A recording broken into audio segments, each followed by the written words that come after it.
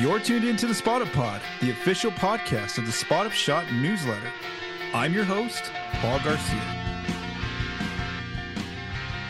In today's episode, Luke Kornet and the opening days of free agency for the San Antonio Spurs, reviewing the NBA draft for the Spurs and a brief scouting report on Carter Bryant, news and notes regarding head coach Mitch Johnson and some player injuries in the Summer League.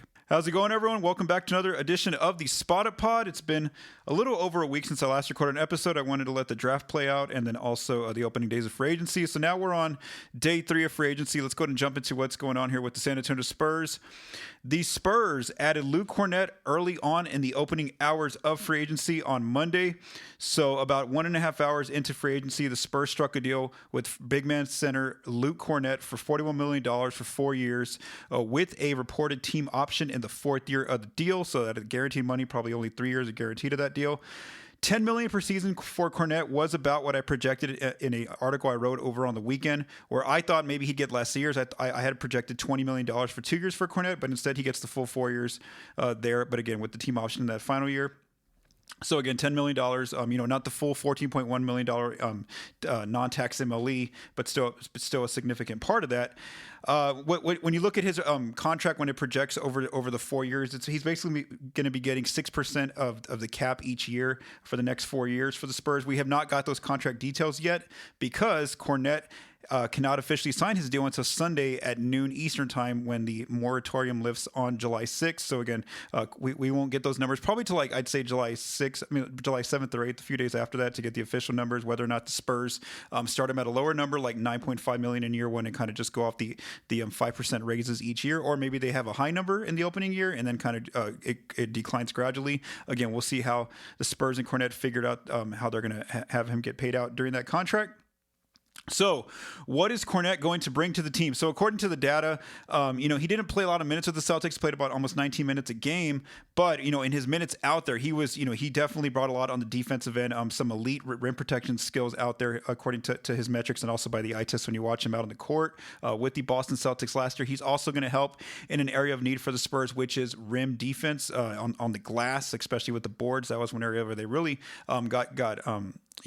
just had a tough time when Wemby would go to the bench, both with, just teams immediately going to the rim nonstop when Wemby took a break or just crashing the glass against some bigger teams out there. On offense, what he's going to provide, he's more of like he's more of an off-ball player where he plays, sets good screens, DHO action. He can catch some lobs in the half court, on cuts, on rolls, finishes at the rim, on his with layups or dunks if he needs to. And then he also provides some offensive rebounding. One of the things I've seen as I'm watching some tape on him right now is that he's a player who gets a lot of 3-point shots open for teammates on those offensive boards. Where he'll secure a board, he'll look for someone to just kick it right out to that player, and that's how a lot of Celtics, some of their threes came about, was Kornet getting offensive boards and then kicking immediately out to his teammates there in Boston last year, which will now be his new teammates in San Antonio. I know Colin Reed, who I've had here on the Spot Up Pod before, was putting some videos out on Twitter where he's noticing that the Celtics were still able to do some spread out offense with Kornet, even though he's not known as a 3-point shooter anymore. But still, what he can do is work out the DHO action, kind of scan the floor, find open shooters in the corners, on cuts, things like that. So I'm currently going through some tape on him, and like I said, I'm putting together a piece about him on both ends of the floor, mainly his defensive side of the floor, because that's one of the reasons why he's going to be on the floor is because of his defense. And so I'll be writing that over on the spotupshot.com with both some statistical analysis and also some film clips as well, where I'm kind of looking at his rebounding and his blocking and switching on to smaller defenders, etc. Those kind of things that he brings out on the floor. So again, he's going to address that need for the Spurs, which was a backup defensive center. And again, you're not asking him to play 30 minutes a night or 48. He's only going to play probably like 15, 20 minutes. Just depends on how much they need Wemby out there for most of the center minutes. And then, how big of a lead the Spurs can maybe build in a game, or if they fall behind, then he'll finish up the minutes there. So where does he fit on the Spurs' lineup? I do have him penciled in as a backup center, so here's kind of where I'm projecting the depth chart right now. Projected starters, I have De'Aaron Fox at the 1, Stephon Castle at the 2, Devin Vassell at the 3, Harrison Barnes at the 4, and Victor Wembanyama, of course, at the 5. Then the backup unit, the second unit, I can see Dylan Harper as the 1, Julian Champagnie as the 2, Keldon Johnson as the 3, Jeremy Sohan as the 4, and then Luke Kornet as at the 5. And again, they're not the Spurs aren't the type of team who just plays five players go out there and play 6 minutes a quarter, then the other 5 players play for the next half of the quarter. They're going to be bringing players in and out of lineups where you're going to see some combinations of maybe like Fox and Harper, or Harper and Castle, just different combinations. Some Julian Champagnie playing alongside Fox, Devin Vassell and Sohan out there together. So again, the Spurs don't necessarily follow a 5 in, 5 out kind of lineup. They kind of mix in the players. Now, so what defensively, like I said, Kornet's going to really solve one of their issues, which was that when Wemby goes to take a break, like I said, opponents, their eyes just lit up. They can just immediately go to the rim now. Victor's off the floor. Hey, we can take advantage and try to go inside. And that's what you saw in the last few years with the Spurs when Wemby took a break. Also, like I said, on the defensive glass, the Spurs allowed a lot of extra offensive rebounds when Wemby wasn't out there as well. So that's going to be two key areas where Kornet's going to immediately address areas of need for this team. So as soon as Wemby sits now, they have a great backup center coming in on the defensive end to help on the glass and in rim protection and deterring opponents from going inside with Kornet. And not only that, he's going to be probably on the defensive floor in the second unit with 2 good defenders as well in Jeremy Sohan, who's a versatile defender, can guard outside of the perimeter, smaller guards, or go back and guard forwards at his spot as well. They're also going to have Julian Champagnie, who's one of the better wing defenders on the Spurs, out there to guard like 2s and 3s, even some 1s if he needs to. So again, they're going to have they're going to have some good defensive lineups out there, and then, still having Harper and Keldon by their side. But the issue, I think, early on, just seeing the fit with Kornet and probably alongside somebody like Jeremy Sohan and Keldon Johnson, is going to be the spacing on the offense, where the playmaker of that group is going to probably be Dylan Harper if he gets to be the backup point guard coming off the bench.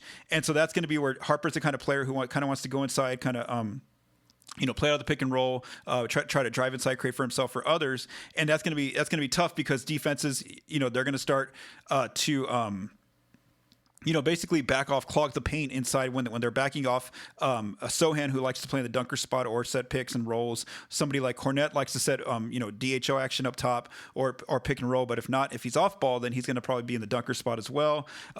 Teams aren't. Keldon Johnson's had a very inconsistent shot for so far through his career, so teams will back off of him. And then so really just Champagnie's going to be kind of like the only defender that the defense is honoring outside. So that's where I think there could be an issue. Just looking at the Spurs' bench is that maybe they just got to play a little bit of a slower pace because, just to hold the fort down defensively. Like I said, they're going to be really good defensively, but maybe offensively it's going to be a tough time trying to get points on the board at that time, or trying to create just because of all the attention that Harper's going to draw, and the fact that like I said, there's just a lot of players in that second unit where they're just not known as outside shooters. So that's going to be a bit of an issue. But like I said, the Spurs will kind of work with that, and it could take a while before the defenses of the other teams really start to hone in on that liability for the Spurs on the offensive end of the floor. But again, like I said, at least he's going to stop one of the main issues for the Spurs, which was the fact that they just really struggled when Victor took a break. And so now when Wemby's taking a break for those 15 minutes of the game and Kornet's filling them, then they're going to be sound defensively. They should be with the addition of Kornet. However, here's a new wrinkle that Kornet's going to bring to the Spurs. He is now going to allow Victor to get some minutes in some double big lineups where Kornet can play the 5, Victor plays the 4, where Victor can do more roaming defense, kind of just do a lot more out there defensively, similar to what the Bucks were doing in their best days with Giannis Antetokounmpo and Brook Lopez, where Brook Lopez was that defensive center, protecting the rim, playing drop defense. So then that allowed Milwaukee to have Giannis kind of just out there, kind of getting involved in plays out on the perimeter, or just kind of sliding over as a help defender. So that's going to allow Wemby to do that, something he really hasn't done so far in his first few years with the Spurs in his early career. So that's something that the Spurs could do in some lineups against certain teams where they can have both bigs out there, because Kornet does have experience playing with 2 bigs. He got some spot minutes with Kristaps Porzingis with the Celtics last year, and we know Porzingis is like a stretch 5. And then he also got minutes, a lot more minutes with Al Horford last season with the Celtics, and of course Al Horford has the ability to stretch the floor as well. So again, that's where it works out as well offensively, is that Kornet, yes, he can be that pick and roll big, or that big who kind of plays in the dunker spot, but Wemby has that outside shooting ability to play out on the perimeter as well if he needs to. So that's a better fit there. So again, not every night they're going to have those 2 players play together, but I think that definitely unlocks something for the Spurs defensively, where Victor now can be more one of those roaming defenders, helping out in help situations and just kind of getting his hands everywhere, getting his helping out as a help defender near the glass, similar to what Giannis Antetokounmpo has been able to do in past years with the Milwaukee Bucks. So again, I think that's a new wrinkle that the Spurs can throw out in certain games with the addition of Kornet. All right, now I want to look at some other free agents that are left, that are still out there that have not been signed yet. And I do want to note that I'm recording this at 4 o'clock p.m. Mountain Time on Wednesday because, as I'm recording this or when this comes out, somebody might have been signed by the Spurs or traded for. So that's why I do want to note a timestamp of when I'm putting together these episodes. So, depending on how Kornet's deal is structured, the Spurs should have about $4.6 million left of their non-tax mid-level exception and the full $5.1 million of their biannual exception available to either sign extra other free agents that are still out there or acquire players in trades. And I do want to note that right now with Kornet, the Spurs do have 13 players on the roster, which means they have 2 open roster spots left to fill. Now, I still think, again, looking at the Spurs' roster, I think they definitely need some more shooting because, like I mentioned, that segment about Kornet, off the bench, there's just not many shooters out there except for Julian Champagnie coming off the bench and Carter Bryant if he's able to get, minutes early. Now, so I have a few players who I think could be in those ranges of up to that $5.1 million biannual exception. I have Garrison Matthews, play with the Atlanta Hawks, a shooter from the outside. I think his market could be somewhere like in the $3 to $4 million range. Again, just a little bit more than veteran minimum. You can get Garrison Matthews. Johnny Juzang got released by the Utah Jazz recently. Again, we're going to bring some outside shooting. You could probably get him on a veteran minimum contract. And then there's Amir Coffey still unsigned. He's got the height of like a 4, but he defends more on the 2 and 3. So I think he would probably cost the most out of giving him an offer, probably like $5 million, probably that full $5.1 million biannual exception. Again, Amir Coffey is another lights out shooter the Spurs could have. But the only problem for players who want like minutes and a consistent role joining the Spurs in this kind of role is that I just don't know where the minutes are coming from because as we look at the Spurs team, again, I just don't know. So let's just talk about players like Matthews and Coffey. They probably want to go to a team where they're going to get good minutes, off the bench somewhere. And so for them, do they want to join somebody like the Spurs where they're having to compete with like players like Keldon Johnson and Julian Champagnie off the bench for minutes at the wing? So that's the case for Matthews where he's competing with Keldon and Champagnie for minutes. The case for Coffey is that he's having to not only play, since he's more like the size of a power forward, he's not only competing with Champagnie, Keldon, but now he's also competing with players like Jeremy Sohan and rookie Carter Bryant if he gets in the mix for some minutes. So again, that's why I think those players are probably looking for better opportunity elsewhere right now, even though the Spurs might have pretty good contracts that they can offer those two players. Someone like Juzang, I think he might be okay signing for the veteran minimum, knowing that he might not get a role right away in the 10-man rotation. Maybe he competes with like someone like Keldon and Champagnie for minutes. So again, that's why I'm too wondering now. My next question is, do the Spurs just kind of go into the season with either just adding 1 or 2 players on veteran minimums just for more depth on the roster? That way they have more flexibility going forward into the season to maybe make trades down the road before the February trade deadline gets here. So in this case, maybe they bring back some of their old players from last season, somebody like Bismack Biyombo or Charles Bassey to fill in one of those veteran minimum spots.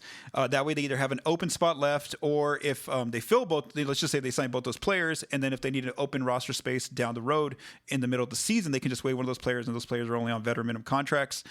They also still have Blake Wesley and Malachi Branham on the team who are not expected to be in the 10-man rotation right now, just based on all the players that are going to be added to the team. And so that's where I wonder if that's what they're going to do. I wonder if that's for the rest of free agents. It's going to be a little quiet for the Spurs, where maybe they're just looking at, again, just either leaving a spot open, that 15th spot, or just maybe adding 1 or 2 veterans that have been on the team before. Like I said, someone like a Bismack Biyombo or Charles Bassey, just as more depth in the case somebody gets in foul trouble or somebody gets injured during the season, but keeping the flexibility to go out and make a trade later on in the season if they need to. So again, I kind of think that's because it's been so quiet for the Spurs after getting Kornet initially for 2 days. I do wonder if that's kind of how they're operating. It's just kind of waiting it out, not really going too aggressively for other free agents that are still out there. Let's talk about the two-way contract for the Spurs. They have 3 open spots right now on the two-way roster for San Antonio. So right now before free agency even began, they did tender qualifying offers to both Riley, Minix, and Harrison Ingram to return on two-way contracts. So if Minix and Ingram accept those qualifying offers, then they would return to the Spurs as two-way players. We do know that they're going to be playing in the summer league with the Spurs.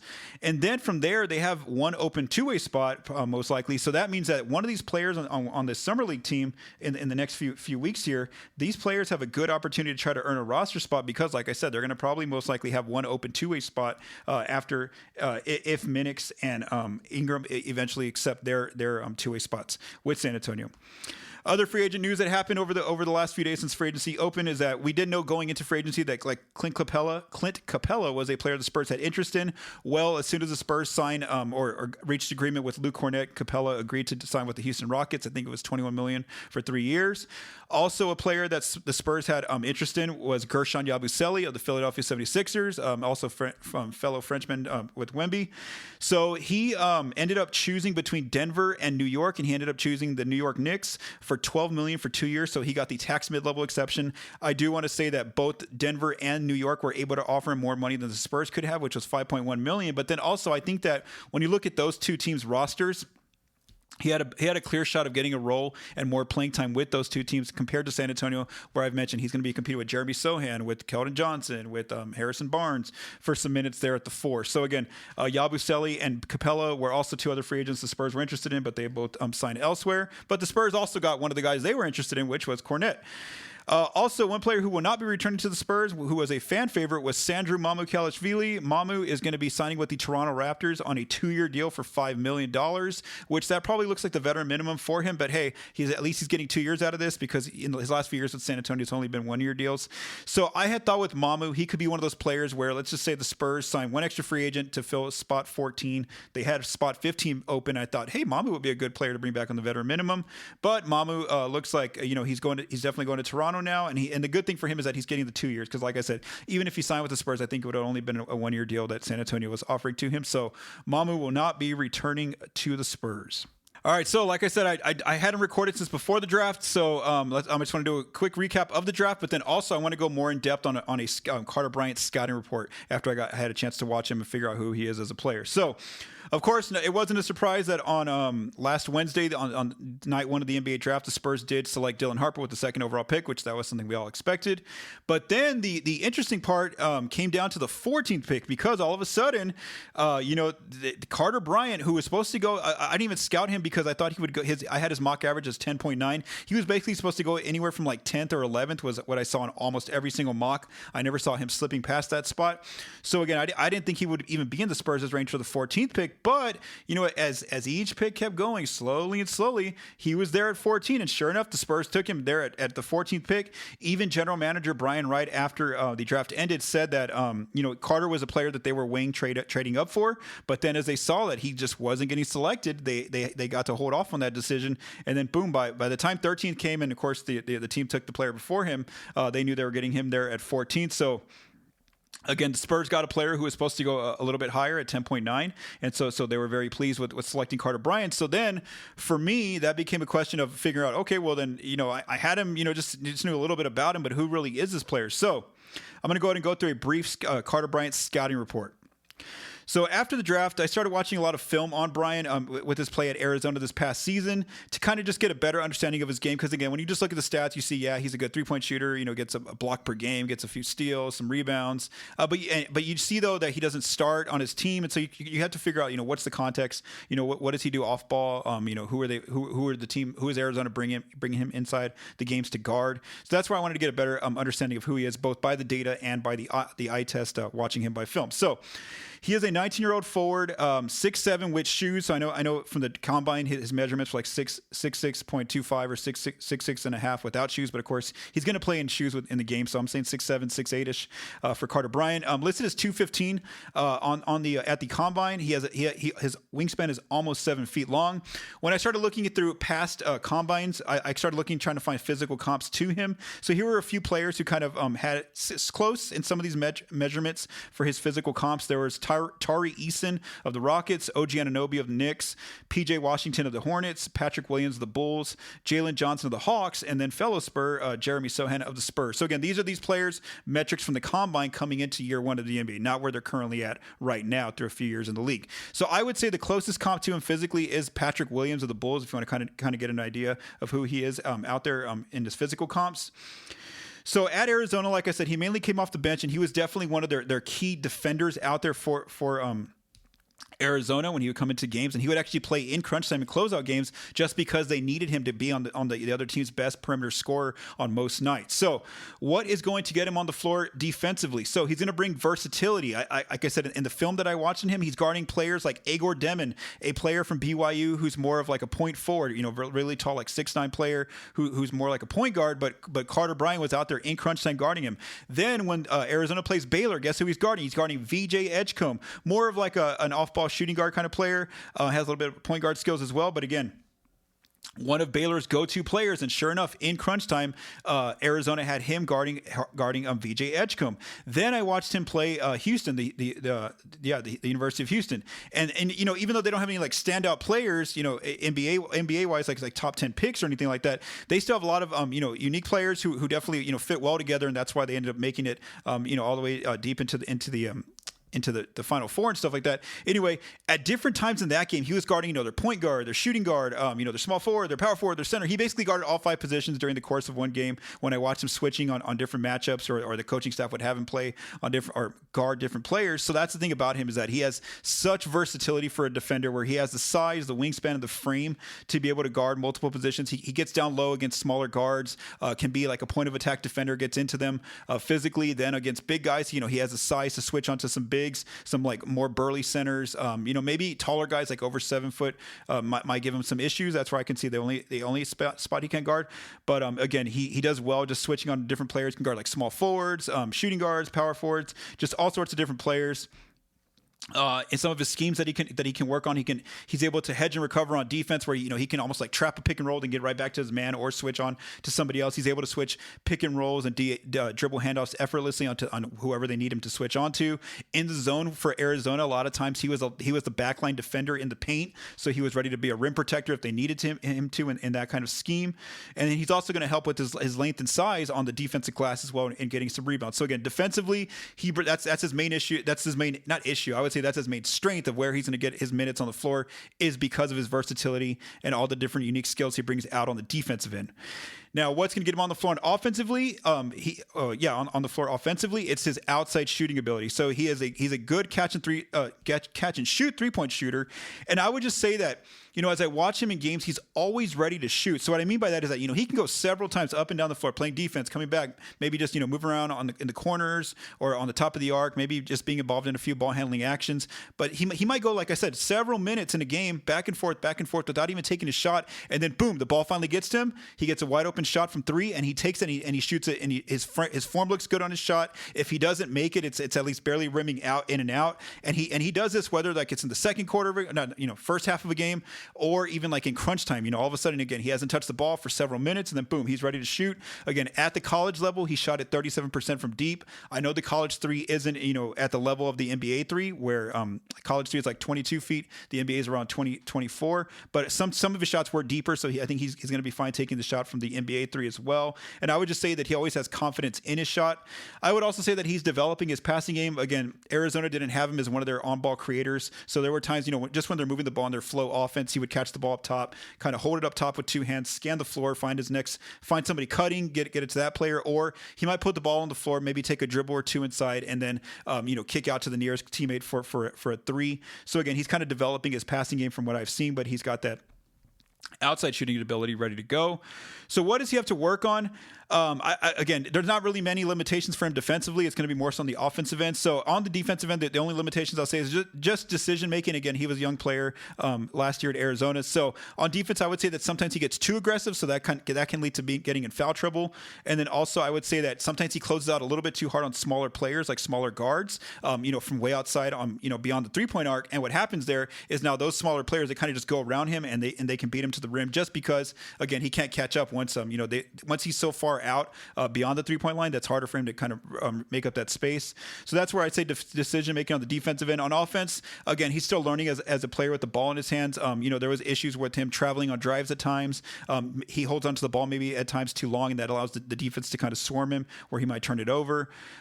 Throwing some of the passes he throws might be a little bit too rushed, and so that those can lead to turnovers where they get intercepted. Maybe he's not reading. Maybe he thinks there's a pass there to the next player, but he's not reading that there's a second defender coming or in that view, and so they make the steal there.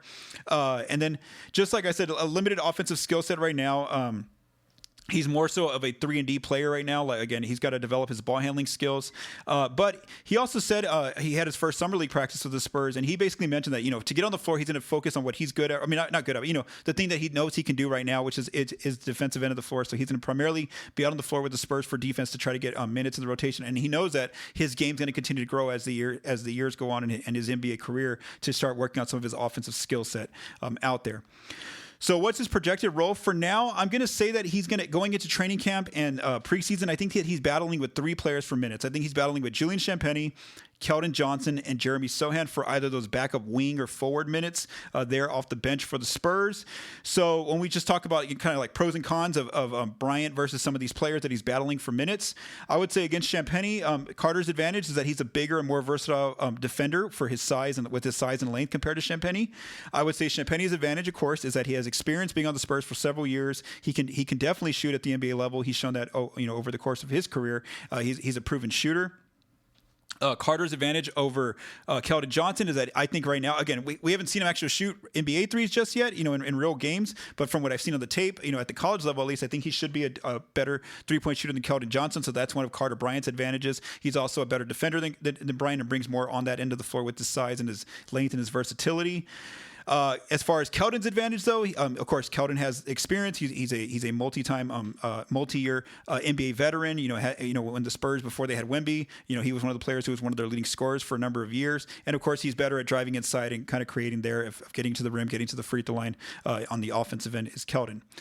So now when we compare Bryant to Sohan, the advantage for Carter Bryant versus Sohan, of course, is that, again, Carter Bryant should be a better shooter than Jeremy Sohan. That's one of the areas where Sohan hasn't quite developed his game just yet in his multi-year NBA career. Sohan's advantage, though, will be that, he has more experience, of course, and I think he's just a better playmaker with the ball in his hands, where the Spurs, he's no longer being tasked with being the point guard for the Spurs, but he's able to put the ball on the floor, create, hang around the dunker spot, create out of that area as well. So I think that's where Sohan has a little bit more of an advantage. But like I said, I think he's going to compete with those 3 players, Champagnie, Keldon, and Sohan for minutes, again, either at the wing spot or at the forward spot off the bench. And so, that's why those players need to be ready going into preseason and training camp, that their spots, maybe aren't as guaranteed as they were before the Spurs drafted Bryant, because there's a chance he could, try to overtake some of their minutes if he plays really well, outplays them on both ends of the floor. Now, because that's a tall task for Carter Bryant as a rookie with no NBA experience, the most likely outcome is that Champagnie, Keldon, and Sohan end up keeping their spots. So that means that Bryant probably doesn't see a lot of minutes early on in his rookie season. So let's just say like a month or 2 into the season, if Bryant's really not getting into games unless it's like garbage time when the game's already decided, then I think that the Spurs will probably send him to Austin to run through this season just to kind of develop his offensive skill set a little bit more rapidly. But like I said, he's going to probably get a chance here in training camp and the preseason. Now, as far as the 38th pick for the Spurs, they actually made my night 2 of the draft on last Thursday night, round 2, a lot easier, because on Wednesday they struck a deal with the Indiana Pacers to trade the 38th pick for a future second-round pick. The Pacers are sending the Spurs a 2030 pick, a second-round pick from the Sacramento Kings. So the Spurs on Thursday did draft Cam Jones, but he's going to be going to the Indiana Pacers, like I said. He's technically still on the Spurs' roster because that trade has not become official yet. But like I said, for me on night 2, I really didn't have to pay attention to the second night of the draft because I knew the Spurs did not have a pick. Let's keep going. All right, finally, to close out this episode, let's go through some news and notes that have taken place over the last, over the week. So, Coach Mitch Johnson, there's been an update to his coaching record. So, per Tim Reynolds of the Associated Press, the Spurs and the NBA have agreed to alter or adjust Coach Pop and Mitch Johnson's coaching record. So, here's what this means. Coach Pop is going to get credit for the 5 games he coached from October through November before he had the mild stroke that made him miss the rest of the season. And then, of course, he ended up retiring from coaching and becoming the president of basketball operations for the Spurs. So Coach Pop will get credit for those 5 games that he did coach. So he's going to end up with a career coaching record of 1,390 wins and 824 losses, which still gives him the most wins in NBA history. So Coach Pop does get credit for those first 5 games of the season last year. Now, Mitch Johnson, even though he's about to begin his first, full year as a head coach, he's actually going to have a resume already with some wins and losses. So, Mitch Johnson is going to get credited for the 77 games he coached after Coach Pop's stroke, when Mitch Johnson led the Spurs to a 32-45 record the rest of the way. So that's what Mitch Johnson's record is to begin day 1 won in October is that he already has a record of 32-45. Let's talk about some injury news for the California Classic Summer League that starts on Saturday. So the Spurs, as the schedules come out, they're going to play 3 games in California for the California Classic and where the Warriors play. I think it's called the Chase Center. And then they'll go to Las Vegas to do the full Summer League slate. Now, Tom Orsborn of the San Antonio Express News on Tuesday, he did report that Dylan Harper is going to miss those 3 games in California due to a minor groin issue. Again, it's nothing serious. There's hope, though, that Harper can play in Vegas. So, unfortunately for us that are getting ready to watch the first minutes of Dylan Harper in a Spurs jersey, that's going to be a little bit of a letdown this coming weekend because he won't be able to play. And then also, Riley Minix will not be able to play in those first 3 games in California either because he is still recovering from his shoulder surgery that took place last year. However, Minix is also expected to play in the Vegas segment of Summer League. Thank you for taking the time to listen to this episode of the Spotted Pod. If you like what you heard, please subscribe and leave us a rating on your favorite podcast apps and our YouTube channel. The Spotted Pod is recorded and produced by Paul Garcia. The music for this episode was written by Vincent Garcia and Paul Garcia. Thank you for listening and have a great day.